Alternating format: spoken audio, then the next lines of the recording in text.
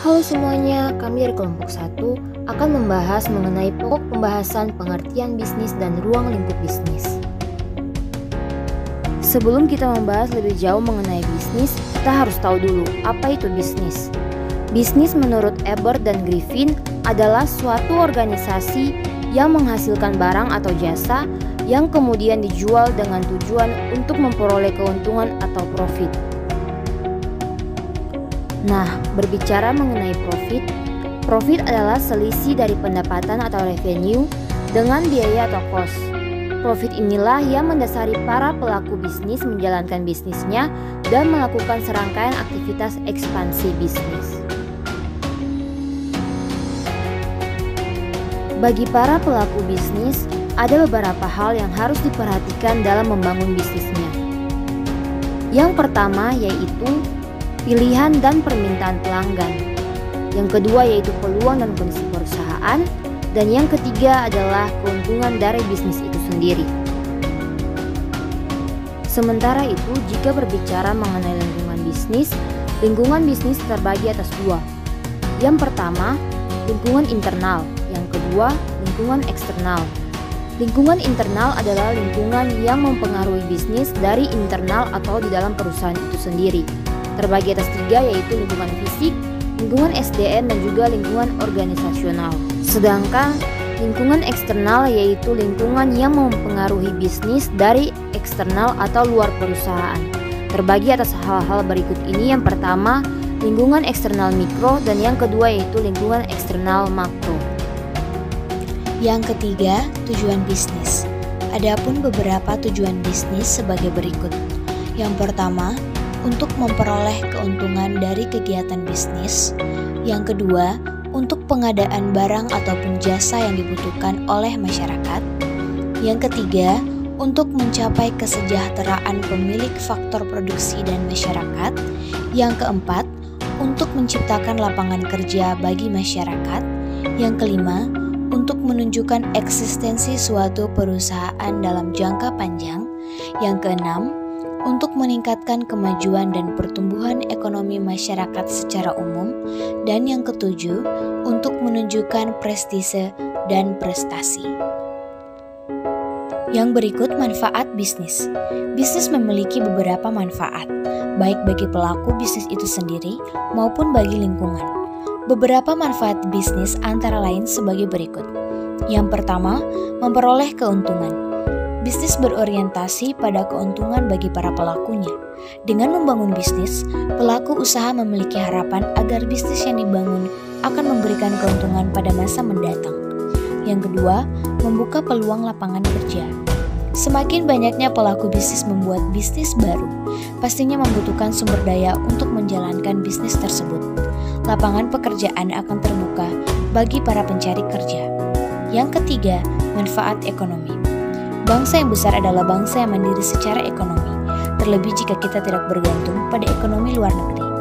Dengan semakin banyaknya pelaku bisnis lokal atau di dalam negeri, kita mampu menciptakan dan bersaing dengan produk luar untuk menjawab kebutuhan di dalam negeri. Maka dari itu, ekonomi Indonesia akan jauh lebih baik ke depannya.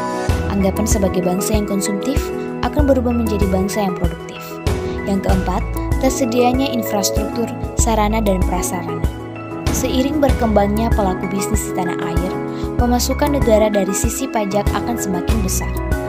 Hal tersebut bisa dipergunakan untuk memperbaiki kualitas infrastruktur bangsa. Yang kelima, membuka isolasi daerah atau wilayah.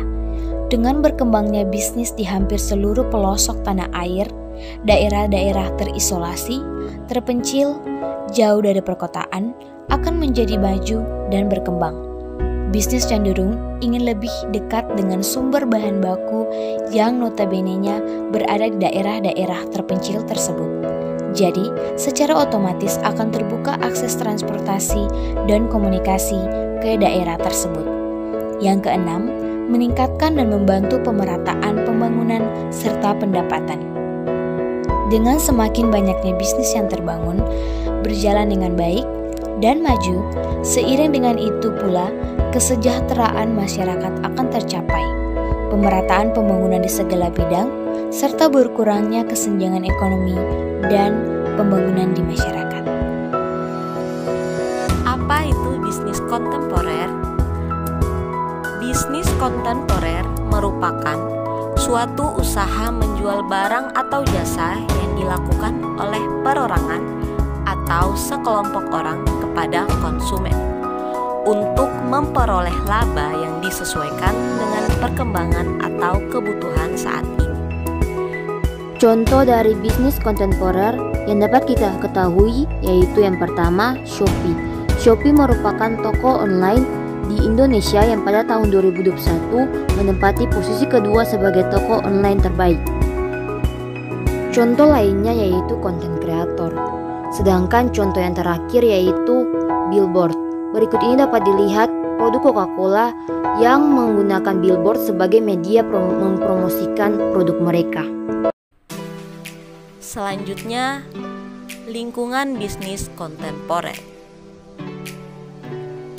Dalam lingkungan bisnis, tahun-tahun terakhir ini sangat berpengaruh penting pada modifikasi dalam praktek-praktek manajemen biaya.